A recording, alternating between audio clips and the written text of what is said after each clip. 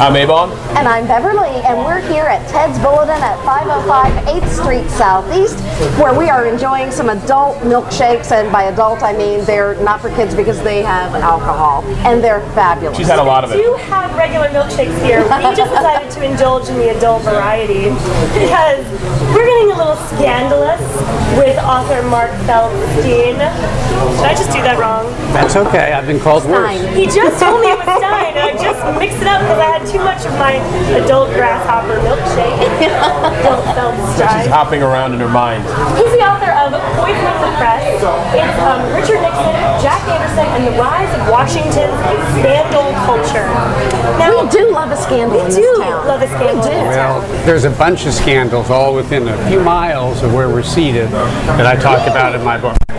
Why did you decide to write a book about scandals that happened a while ago when there's so many scandals happening right now? Because there's a lot of scandals nobody knows about that are in my book.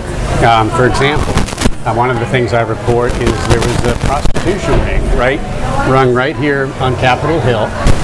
Some lobbyists paid for some high-priced call girls to take care of some members of Congress, including a couple who became President of the United States. How long ago was this scandal? Early 60s. Late 50s, early 60s. Wow. And why was it a scandal? I mean, I know why it was, but why was it not a scandal back then?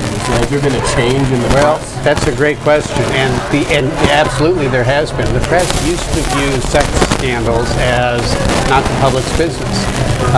Today, there's almost no holds barred. So there's been this big evolution that I talk about in my book, where the press, which used to, close its eyes to it and used to party themselves with politicians, now are exposing it. So why do you think that change occurred? I mean, I know you specifically talk about it in the book, but can you give us an idea Sure. of insight as to why? When did the change happen? Well, it started really after Watergate.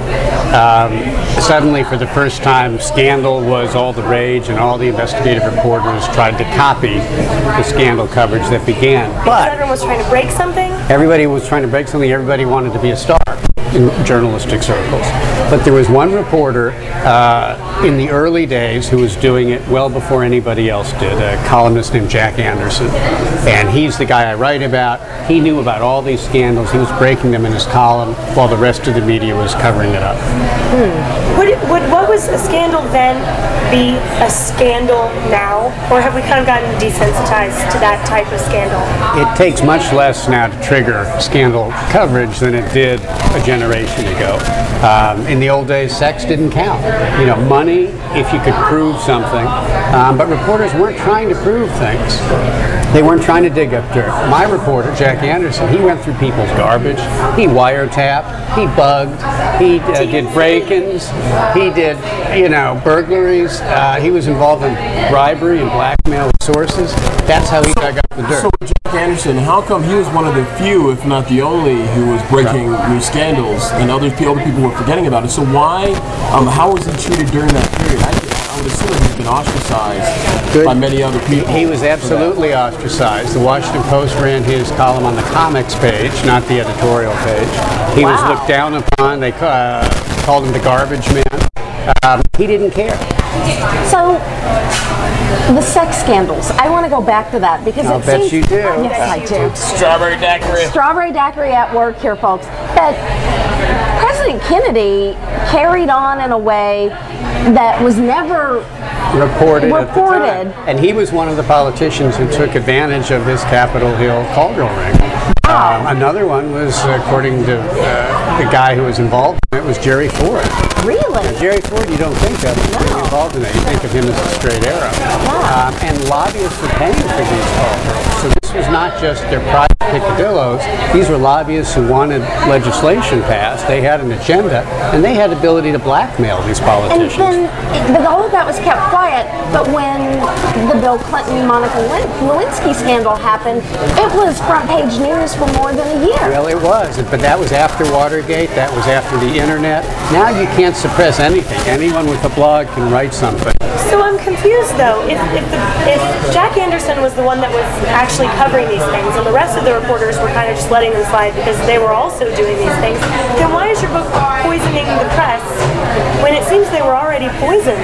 Well, it was one guy doing this kind of coverage. The title actually comes from the fact that Richard Nixon battled with Anderson for 25 years. They hated each other's guts, and the Nixon White House actually concocted a plot to poison Jack Anderson, to assassinate him. And they met a few miles away from here at the Hay Adams Hotel across the street from the White House, and they plotted how to murder this obstreperous reporter through poison, through car crash, through breaking and entering in his house, through slitting his throat and staging it as a mugging. And I argue that this is a metaphor, this poisoning that they wanted to do of Anderson, for the poison press that would develop in the generation after Watergate when Nixon fell.